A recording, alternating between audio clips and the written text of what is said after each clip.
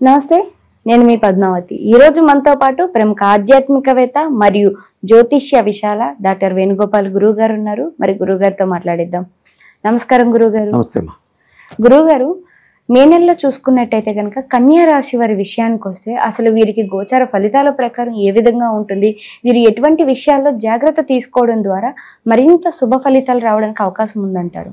కన్యా రాశి వారికి ఈ మే 14 వరకు భాగ్యంలో గురువు సంచరిస్తున్నాడమ్మా. అంచేత వీరికి సమాజంలో గుర్తింపు, తండ్రి నుంచి ఆదాయము, తండ్రి నుంచి ఆస్తిపాస్తులు, పూర్వపుణ్యం బాగా ఉండడం, ఇవన్నీ జరుగుతూ ఉంటుంది. మంచి పేరు ప్రఖ్యాతులు తెచ్చుకోగలుగుతారు.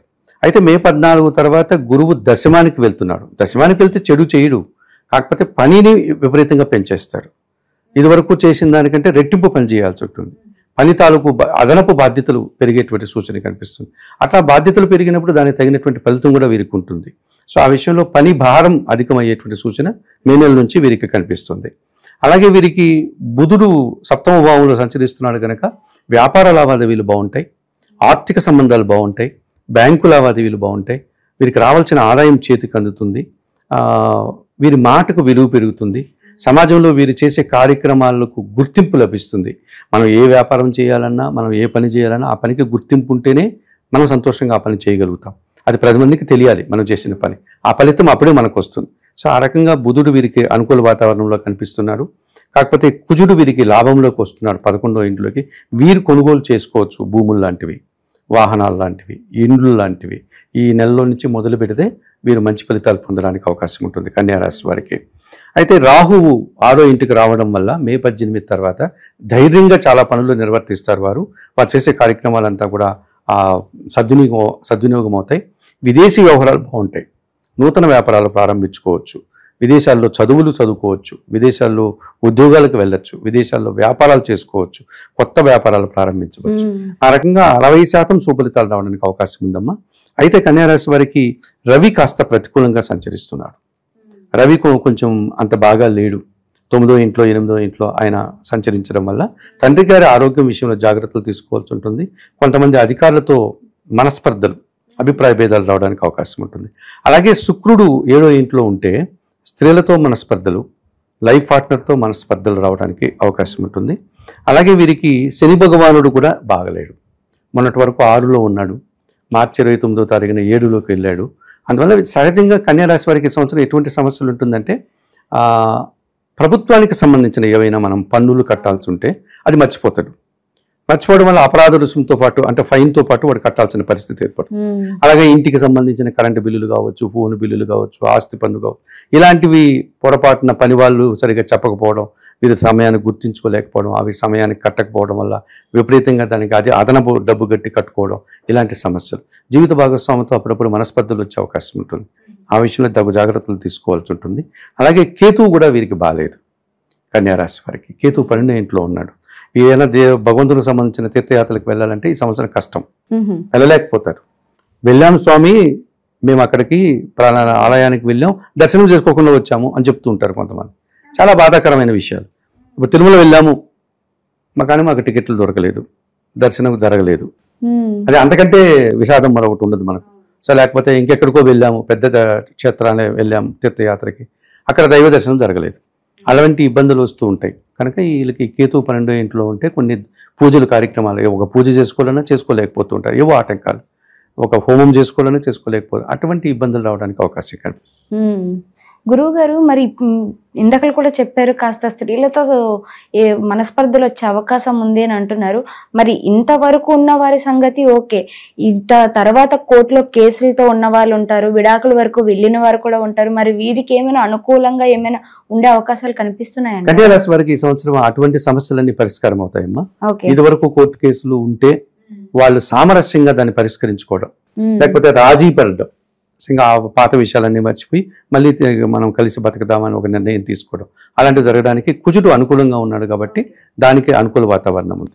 కాకపోతే ఎక్కడ మనస్పర్ధలు అంటే చిన్న చిన్న మనస్పర్ధలు, ఒక నెల రోజుల కాలంలో జరిగేటువంటి చిన్న చిన్న అభిప్రాయ భేదాలు ఇంట్లో భర్తకు భార్యకు మధ్య, లేకపోతే ఉద్యోగం చేసే చోట తోటి ఉద్యోగులు సహ ఉద్యోగులతో, ఇట్లాంటివి రావడానికి, ముఖ్యంగా స్త్రీ ఉద్యోగులు ఉంటే వాళ్ళతో జాగ్రత్తగా ఉండాలి వీళ్ళు. అందువల్ల అట్లాంటి సమస్యలే తప్ప సీరియస్గా ఇబ్బంది పడేటువంటి దోషాలు ఏమీ లేదు. మీరు చెప్పినట్టు పెద్ద దోషాలుగా ఉంటే అవి పరిష్కారం అవుతాయి.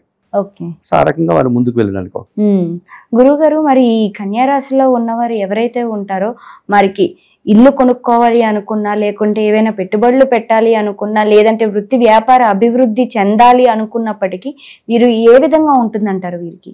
ఈ సంవత్సరం వీళ్ళకి చాలా బాగుందమ్మా. ముఖ్యంగా మే నెల చాలా అనుకూలంగా ఉంది. భూములు కొనుగోలు చేయొచ్చు, నూతన వాహనాలు కొనుగోలు చేయొచ్చు, పాత భూములు కానీ పాత వాహనాలు అమ్ముకోవడం వల్ల కూడా లాభాలు వస్తుంది. గృహ నిర్మాణం కూడా చేసుకోవచ్చు, వాళ్ళు కట్టిన గృహాన్ని కొనుగోలు చేసుకోవచ్చు. అలాంటివి అనుకూలంగా ఉన్నాయి ఈ సంవత్సరం. ఈ మే నెల మరీ అనుకూలంగా ఉంది కాబట్టి వాటి విషయంలో జాగ్రత్తలుగా తీసుకోవచ్చు, ముందుకెళ్ళచ్చు. గురువుగారు, అయితే ఇప్పటి వరకు కూడా మనకి వీరికి అన్నిటిలోనూ కాస్త అనుకూలంగా ఉన్నప్పటికీ కూడా అక్కడక్కడ కొద్దిగా మార్పులు అనేవి కనిపిస్తున్నాయి కాబట్టి వీరు ఎటువంటి పరిహారాలు చేసుకోవడం ద్వారా, లేదంటే ఏదైనా తీర్థయాత్రలకు వెళ్ళడం ద్వారా వీరికి మరింత కలిసి వచ్చే అవకాశాలు కనిపిస్తున్నాయి అంటారు? అమ్మ, సహజంగా వీరికి చెప్పాను కదా, 12వ ఇంట్లో కేతు ఉన్నాడు. ఈ కేతు 12వ ఇంట్లో ఉండేటప్పుడు తీర్థయాత్రలు చేయాలన్నా చేయనివ్వడు. ఒక శుభకార్యం చేయాలన్నా పూజాది కార్యక్రమాలు, ఇంట్లో మనం ఏదో సత్యనారాయణ వ్రతం చేసుకుంటాం, గణపతి హోమం చేసుకుంటాం అంటే దాన్ని చేయనివ్వడు. లక్ష్మీ గణపతి హోమం పలాని రోజు మనం పెట్టుకున్నాం, ఆదివారము, ఇంట్లో వాళ్ళందరూ ఆ రోజు ఉంటారు, అందరూ ఇల్లంతా శుభ్రం చేస్తాం, శనివారం రోజు అన్ని కార్యక్రమాలు మొదలు పెట్టాం. వెంటనే ఏదో ఒక అశుభ వార్త వినిపిస్తుంది. సో అక్కడికి తొందరగా వెళ్ళిపోవాలి. సో ఈ శుభకార్యం, ఈ పూజాది కార్యక్రమం ఆటంకపడదు. సో ఇట్లాంటి సమస్యలు వచ్చే ప్రమాదం ఉంది కనుక నిత్య గణపతి ఆరాధన చేయండి. ఇంట్లోనే ఒక గణపతిని పెట్టుకొని చక్కగా మీకు మీ శక్తి మేరకు, మీ శక్తి సమర్థన ఒక చిన్న గణపతి, నల్లరాయి గణపతి కావచ్చు, తెల్ల జిల్లేడు గణపతి కావచ్చు, ఇత్తడిది కావచ్చు, ఈ మట్టిది కావచ్చు, ఏదో ఒక స్వామిది ఒక ప్లేట్లో చక్కగా ఏర్పాటు చేసుకొని ఆయనకు గరిక మాలను, లేత గరికను తీసుకొచ్చి, గడ్డిని తీసుకొచ్చి శుభ్రంగా కడిగి ఒక గుచ్చెంలాగా కానీ ఒక మాలగా కానీ స్వామివారికి అలంకరించి నిత్యము గణపతి ఆరాధన చేయండి. గణేశాష్టకం చేసుకుంటూ ఉంటే ఈ ముందు కేతు దోషం నుంచి బయటపడతారు. అప్పుడు మీరు ఏదైనా పరిహారాలు నిర్వర్తించుకోవడానికో, తీర్థయాత్రలు చేయడానికో ఆటంకాలు తొలగుతాయి. ఆ రకంగా ముందుకు వెళ్ళవచ్చు. ప్రధానంగా కన్యారాశి వారికి స్త్రీలతో మనస్పర్ధలు అని చెప్పాం కదా, కనుక ఈ స్త్రీలతో మనస్పర్ధల నుంచి బయటపడాలంటే వారు నిరంతరం కూడా శివపార్వతులను దర్శనం చేసుకోవాలి. శివపార్వతులకు సంబంధించి మనకు అటువంటి ఆలయాలు ఏమున్నాయో చూసుకొని అక్కడికి వెళ్లాల్సి ఉంటుంది. ఇప్పుడు మనకు శ్రీశైలంలో ఉన్నటువంటి మల్లికార్జునుడు, భ్రమరాంబిక, అక్కడ ఇద్దరు ఉన్నారు. అష్టాదశ పీఠాల్లో అమ్మవారు ఉన్నారు, ద్వాదశ జ్యోతిర్లింగాల్లో అయ్యగారు ఉన్నారు. అటువంటి ఆలయానికి వెళ్ళి అమ్మవారిని, అయ్యగారిని దర్శనం చేసుకోవడం, అమ్మవారికి కుంకుమ పూజ చేసుకోవడం, అయ్యగారికి ఏదైనా పూజాది కార్యక్రమాలు నిర్వహించడం, తర్వాత వివాహ సంబంధమైనటువంటి పరిహారం చేసుకోవడం. ఇప్పుడు భద్రాచలంలో సీతారాముల కళ్యాణం, లేకపోతే తిరుమల వెంకటేశ్వర స్వామి పద్మావతుల కళ్యాణం, తిరుమల కింద ఉండే తిరుపతిలో కళ్యాణ వెంకటేశ్వర స్వామి కళ్యాణం, శ్రీశైలంలో శివపార్వతుల కళ్యాణం. ఇవి చేసుకుంటే భార్యాభర్తల మధ్య మనస్పర్ధలు తొలగడానికి అవకాశం ఉంటుంది. అలాగే వేరే స్త్రీలతో కూడా సమస్యలు రాకుండా, అభిప్రాయ భేదాలు లేకుండా ఉండడానికి అనుకూలంగా ఉంటుంది వారికి. అలాగే మరి వారికి 7వ ఇంట్లో శని ఉన్నాడు కదా, ఈ శని దోషం నుంచి బయటపడడానికి వీరు ఏం చేయాలంటే సుందరకాండ పారాయణం చేయాలి. సుందరకాండ నిత్యం పారాయణం చేస్తూ ఆంజనేయ స్వామి అర్చనాది కార్యక్రమాలు నిర్వర్తించాలి. అలాగే వీరి చేతులారా గోవులకు ఆహార పానీయాలు అందించాలి. గోవులకు నీరు అందించడం, పచ్చగడ్డి అందించడం, అలాగే నిరుపేద అయినటువంటి వయోవృద్ధులు ఎవరైనా ఉంటే ముసలివారు, వారికి ఏదైనా సహాయం చేయడం, వారితో కాస్త ప్రేమగా కూర్చొని మాట్లాడు. మన ఇంట్లో కూడా చాలా మంది వృద్ధులు ఉంటారమ్మా, మనం వాళ్ళని పట్టించుకోం. వాళ్ళకి ఎంతో జీవిత అనుభవం ఉంటుంది, వాళ్ళు ఎంతో ప్రేమగా మనం పలికిస్తూ ఉంటారు. మనం నిర్లక్ష్యంగా మాట్లాడేస్తూ ఉంటాం వాళ్ళని. నాకు పని ఉంది, మనం మాట్లాడతానులే, నీకేం పని లేదు, నీ దగ్గర కూర్చోలేను, ఇలాంటివి తెలియకుండా మాట్లాడుతూ ఉంటాం. వారి మనసు నొచ్చుకుంటూ ఉంటుంది. అటువంటి వారి దగ్గర కూర్చొని ప్రేమగా మాట్లాడి వాళ్ళ మాటలు వినాలి. వారు ఏం చెప్తున్నారో, మనసులో ఏముందో అది వింటే తర్వాత వారికి కావాల్సిన మనం సహాయం ఏదైనా చేయొచ్చు. అది వైద్యం కావచ్చు, మెడిసిన్ కావచ్చు, వారికి పండ్లు కావచ్చు, ఆహారం కావచ్చు. ఇది వింటే శని ప్లీజ్ అవుతాడు.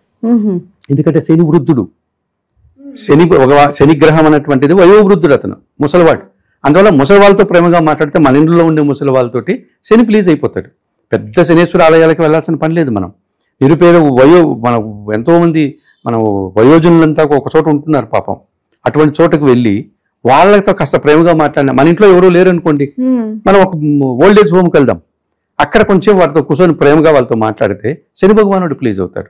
ఇది చాలా మందికి తెలియక ఇటువంటి పరిహారాలు నిర్వర్తించకుండా, శని అంటే నువ్వుల నూనెతో అభిషేకం, శని అంటే నువ్వులు దానం, ఇది ఒకటే కాదు, కాలంతో పాటు మనం అప్డేట్ కావటం లేదు.